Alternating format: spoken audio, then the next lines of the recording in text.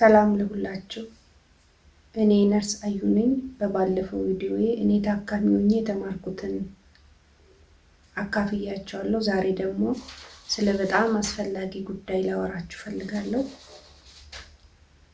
ታካሚን ስንጎበኝ ወይም ስንጠይቅ እንዴት መሄድ አለብን የሚለውን እንደ ነርስም ሆኜ እንደ ታካሚም ሆኜ ያየሁትን እና መሆን ያለበትን ነገር እነግራለሁ። ጎብኚዎች ንግግራቸው፣ ቃላቶቻቸው፣ አመለካከታቸው፣ የቆይታ ጊዜያቸው ምን ያህል ታካሚን እንደሚጎዳ ወይም እንደሚጠቅም አያውቁም። ወይም ጎብኚዎች ለታካሚዎች ምን ያህል መድኃኒት ሊሆኑ እንደሚችሉ ወይም ደግሞ ድካም ሊጨምሩ እንደሚችሉ አይረዱትም። ስለዚህ እንዲህ አይነት ችግር እንዳይገጥመን ለወደፊቱ እንድንማማር ያስፈልጋል ማለት ነው። አንደኛ ወደ ታካሚ ስንሄድ ወይም ህመምተኛ ለመጠየቅ ስንሄድ፣ ልንጎበኝ ስንሄድ ተስፋ ይዘን እንሂድ። ታካሚው ፍርሃትን ሳይሆን ጭንቀትን ሳይሆን ተስፋ መቁረጥን ሳይሆን ተስፋ እንድንሰጠው ይፈልጋል ማለት ነው። ወይም ማስፈራራት የለብንም። ለምሳሌ እንደዚህ አይነት ነገሮችን ማውራት የለብንም። ይሄንን በሽታ እኮ እገሌም ታሞ አልዳነም ብንል ይሄ በጣም ተስፋ አስቆራጭ ነው።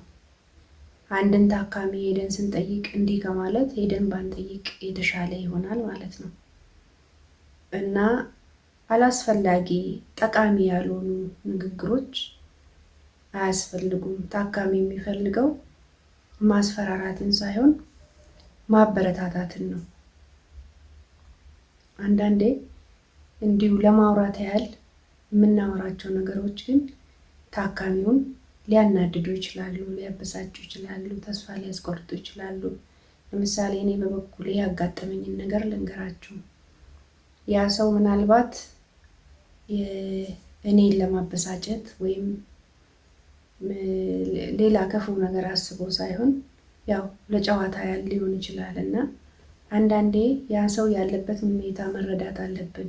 ታሞ ነው ያለው። አሁን ላይ ስለ ጤና ነው የሚያሳስበው። ስለሌላ ስለምንም ነገር ላያሳስበው ይችላል። ወይም እንደሌላ ጊዜ ተጫዋች ላይሆን ይችላል። ቀልድ ላይ አምሮ ይችላል። እና አጓጉል ፌዞች ጠቃሚ አይደሉም። ለምሳሌ ታሞ የሆስፒታል አልጋ ላይ ያለን ሰው ሌላ የሚያሳስበው ስለ ህመሙ ነው እንጂ ሌላ ነገር አይደለም። ነገር ግን እናንተ እንዲህ ብትሉት ምንድን ነው ትርጉሙ? ፀጉርህ ሽበቱን ለምንድን ነው ቀለም የማትቀባው ብትሉት ይሄ ምን ትርጉም ይሰጠዋል? እዛ ሰው እንደውም ያበሳጨዋል ማለት ነው። ስለዚህ እንደዚህ የምንናገራቸውን ቃላቶች ማስተካከል አለብን፣ መጠንቀቅ አለብን።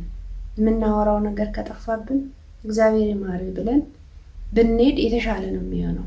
ከረጅም ቆይታ ከማይሆን ነገር ንግግር አጭር ጉብኝት ለታካሚው ጠቃሚ ሊሆን ይችላል። ሌላ ሁለተኛው ደግሞ የታካሚውን ድካም እናስብ።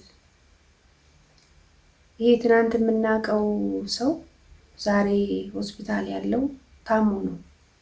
እንደ ትናንትናው ጤነኛው እንደነበረው ሰዓት አቅም የለውም፣ የማውራት ፍላጎት የለውም፣ ይደክመዋል፣ እያመመው ነው፣ ህመም ይሰማዋል፣ እረፍት ይፈልጋል። አንዳንድ ጊዜ ያለው እኔ ስራዬን በምሰራበትም ሰዓት ብዙ ሰዎች ብዙ ሆነው ይመጣሉ እና ያንን ህመሙን ለማረሳሳት ያህል ያወራሉ፣ አውራ ይሉታል፣ ያደክሙታል። ኦክሲጂን ላይ ያለን ታካሚ ብዙ ማውራት አይችልም፣ አቅም የለውም። ታሞ ነው ያለው ያ ሰው፣ አላገገምም። እና እንደ ራሳችን እንደ ትናንትና እንደምናውቀው ተጫዋቹ፣ ሳቂታው፣ ይህ ኢነርጀቲክ የሆነ ሰው እንደዛ አይነት ባንጠብቅ መልካም ነው። እረፍት ያስፈልገዋል። የእንቅልፍ ሰዓቱ ማታ አልተኛም ይሆናል በህመም ምክንያት ወይም ደግሞ የሆስፒታል ኢንቫይሮንመንት አላስተኛውም። ብዙ ጫጫታዎች፣ ብዙ ጭንቀቶች፣ ብዙ ችግሮች፣ ብዙ ነገሮች ስላሉ ሌላ ጊዜ በሚተኛበት ሰዓት አይተኛም። በጣም ስላልተኛ ደግሞ ቀን ላይ ወይ ህመሙ ተሽሎት ሊተኛ ፈልጎ ሊሆን ይችላል። ስለዚህ እረፍት ይፈልጋል። ይህንን መገንዘብ አለብን። መተን ረጅም ሰዓት ከምናሳልፍ ባጭሩ አስፈላጊውን ነገር አድርገንም ቢሆን አስፈላጊውን መልእክት አስተላልፈንም ቢሆን ጠይቀነው መልካም ምኞታችንንም አቅርበንለት ቶሎ ብንሄድ የተሻለ ነው የሚሆነው። ይህንን መረዳት መቻል አለብን። እንደ ሌላው ጊዜ አይደለም ያ ሰው። ይህንን ይገባኛል። ያን ሰው በቃ ረጅም ጊዜ አብረን ቆይተን ብናወራው ብናጫውተው ህመሙን ይረሳል እንደዛ እና ብዙ ጊዜ እንደዛ አይነት ሁኔታ ላይ ላይሆኑ ይችላሉ። ከቀን ወደ ቀን እኮ ተሽሎት እንደዛ አይነት ሁኔታ ላይ ሊሆን ይችላል። ግን በአብዛኛው ግን እረፍት ያስፈልጋቸዋል።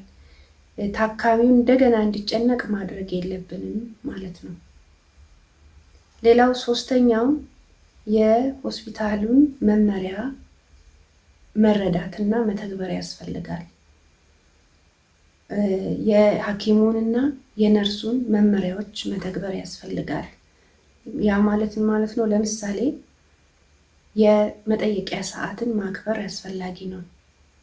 ይሄ የሚሆንበት ምክንያት ሆስፒታል ውስጥ ዋና አስፈላጊው ሰው ታካሚው ነው፣ ማንም አይደለም። ስለዚህ ይሄም የሰዓት ገደብ ከዚህ እስከዚህ ከዛ እስከዛ የሚባለው ነገር ታካሚውን ለመጥቀም ነው። ለታካሚው የሚደረገውን አገልግሎትን ያማከለ ነው። መድኃኒት መስጫ ሰዓት አለ፣ ሐኪም የሚጎበኝበት ሰዓት አለ፣ የተለያዩ ፕሮሲጀሮች የሚሰሩለት ወይም ታካሚው ለብቻ የሚፈለግበት ሰዓት ይኖራል እና ያን ነገር መተግበር፣ መስማት፣ በበጎነት በቅንነት መቀበል ያስፈልጋል። ስለዚህ ዋና ማወቅ ያለብን መረዳት ያለብን ይሄ ነገር የተቀመጠው ገደብ የተቀመጠው ለታካሚው ነው፣ ለታካሚውና ለታካሚው። ሌላው ከዛ ከታካሚ ቀጥሎ ደግሞ ታካሚውን የሚረዱ ሰዎች የራሳቸው ጊዜ የራሳቸው ስራ ስላላቸው ስራቸውንም በአግባቡ ለመስራት ያንን ነገር መመሪያውን መከተል ያስፈልጋል። የሰው ብዛት ምን ያህል መሆን አለበት የሚለውንም መተግበር ያስፈልጋል እና እነዚህም ማድረግ አንዱ ከአንድ ጎብኚ ወይም ህመምተኛ ጠያቂ የሚጠበቁ ነገሮች ናቸው ማለት ነው። ሌላው አራተኛው አንድን ታካሚ ስንጠይቅ ምን ላድርግልህ ብለን እንጠይቀው። ምን እንደሚያስፈልገው የእሱን ሀሳብ እንረዳው። አስታማሚውንም ሊሆን ይችላል አንዳንዴ በምን ልንረዳው እንደሚችል በገንዘብ ሊሆን ይችላል፣ በምግብ በማቀበል ሊሆን ይችላል፣ መድኃኒቶችን ወይም ምርመራዎችን ሄዶ ለማሰራት ሊሆን ይችላል። የተለያየ እገዛዎችን ማድረግ እንችላለን። በዚህ ልንረዳ እንችላለን እና ከማይሆን የጉብኝት ጊዜ ወይም ረጅም ሰዓት ከመፍጀት ታካሚውን የምንጠቅምበት በእነዚህ ነገሮች ሊሆን ይችላል ማለት ነው። አምስተኛው ነጥቤ እኔ ራሴ የተማርኩትን ልንገራችሁ። እንደ ነርስ ሆኜ ጎብኚዎች ወይም ጠያቂዎች ሲመጡ ሲሄዱ አይ ነበር። ነገር ግን ታካሚ ሆኜ የገባኝ ነገር ጎብኚዎች የተናገሩትን ለታካሚው ያሉትን ነገር ሊረሱት ይችላሉ። ታካሚው ግን በፍጹም ሊረሳ አይችልም። ስለዚህ ታካሚ ጋር ስንመጣ ሰላም፣ ፍቅር፣ ተስፋን ይዘን እንምጣ፣ ይዘን እንሂድ የሚል መልእክት አስተላልፋለሁ። አሁንም እንደ ነርስም እንደ ታካሚ በነበርኩበትም ጊዜ ደግሜ አረጋግጬ የምነግራችሁ እናንተ ታካሚውን ጠይቃችሁ በመሰላችሁ መንገድ በጎ ነው ባላችሁ መንገድ አውርታችሁት ሄዳችሁ ሊሆን ይችላል። ያንን ረስታችሁት ሊሆን ይችላል። ነገር ግን ታካሚው እስከ ሕይወቱ ፍጻሜ ያንን አመለካከት፣ ያንን ፊት፣ ያንን ንግግር በተለይ ንግግራችሁን በፍጹም ሊረሳው እንደማይችል እርግጠኛ ሆኜ እነግራቸዋለሁ። ይህንን እርግጠኛ ሆኜ የተናገርኩበትን ምክንያት ልንገራችሁ። እኔ ሆስፒታል በተኛሁበት ጊዜ ማረሳት አንድ ጠያቂ ነበረችኝ። የሚገርመው እኔን ለመጠየቅ አልነበረም የመጣችው፣ ከጎኔ ያለችውን ታማሚ ለመጠየቅ ነው የመጣችው። አታውቀኝም፣ አላውቃትም። ግን ንግግሯ ምን ብዬ ልንገራችሁ? እኔ እንጃ አሁን ላይ ነው ብዬ ስለሷ ማወራ ብዬ አላሰብኩም ነበረ። ግን እንግዲህ እግዚአብሔር ፈቅዶ ደግሞ በዚህ ሁኔታ ስለሷ ስለተናገርኩ በጣም ደስ ይለኛል። መልኳ አይረሳኝም። ነጠላ ነው የለበሰችው፣ አላውቃትም። ያችን ከጠየቀች በኋላ ወደ እኔ መጣች። እንዴት ነሽ አለችኝ። በዛን ቀን በዛ ወቅት ደግሞ በጣም ጥሩ ሁኔታ ላይ አልነበርኩም። በጣም ጉልበቴ የደከመበት ጊዜ፣ በጣም ግራ የተጋባውበት ቀን፣ በጣም የፈራውበት ቀን ነበርና መታ ግን ያለችኝ ነገር እና ከእግዚአብሔርን በጣም ሳወራው የነበረበት ቀን ነው። ለብቻዬ ሆኜ ስትመጣ እና ንግግሯ እስካሁን በቃ የሆነ እግዚአብሔር ሆን ብሎ የላካት ነው የሚመስለኝ። በቃ እንደዚህ አይነት ሰው እኔ እንጃ። ልታስታውሽኝ ትችያለሽ። በእርግጠኝነት አንድ ቀን ደግሞ እንገናኛለን ብዬ አስባለሁ። እኔ ግን ያልሽኝን ነገር አልረሳውም። አይዞሽ አልሽኝ፣ በደንብ ሰላም አልሽኝ። እንደምታውቂኝ ብዙ አዋርቼሻለሁ አውቃለሁ። እኔ ያልኩሽን ብዙም አላስታውስም፣ ግን አንቺ ያልሽኝን አልረሳውም። ምንድን ነው ያልሽኝ? በደንብ የማስታውሰው የኔ ቆንጆ ደግሞ ስታምሪ ያልሽኝ። ሰው ታሞ ተኝቶ እንዴት ያምራል! እና አይዞሽ አልሽኝ። አንቺ ከዚህ በኋላ ነው ብዙ ነገር የምታደርጊው አልሽኝ። እኔ አልሽኝ 3 ዓመት ነው አልጋ ይዤ የተኛሁት። ዛሬ እንደዚህ የምታይኝ ከዛ በኋላ ነው። ምን መጽሔት ላይ ነው ያልሽኝ? እንደዚህ ግጥም ጽፍ ያለው ስለ መብርሃን ስለ ማርያም ነው ያልሽኝ። እና የሰጠሽኝ ጉልበት እንዴት ስሜቴን እንደቀየርሽ፣ እንዴት ምን አይነት መድኃኒት እንደሆንሽኝ ልገልጸው አልችልም። በጣም ገና ወደፊት አወራለሁኝ ስለዚህ ጉዳይ። ምን አይነት ጸጋ እግዚአብሔር እንደሰጠሽ አላውቅም። በጣም የምታጽናኝ ደስ የምትይ ሰው ነበርሽ። አታውቂኝም፣ አላቅሽም። ምናልባት ወደፊት እንተዋወቃለን እና እንደዚህ አይነት ጠያቂ ለታካሚው መድኃኒት ሊሆን እንደሚችል እኔ እርግጠኛ ነኝ። እስካሁን አልረሳሽም፣ ወደፊትም አስታውስሻለሁ። መልክሽ ሁሉ ትዝ ይለኛል እና ምን ልላችሁ ፈልጋለሁ፣ የታካሚ መድኃኒት ልንሆን እንችላለን። ስለዚህ በምንናገረው ነገር እንጠንቀቅ፣ አስበን እናውራ።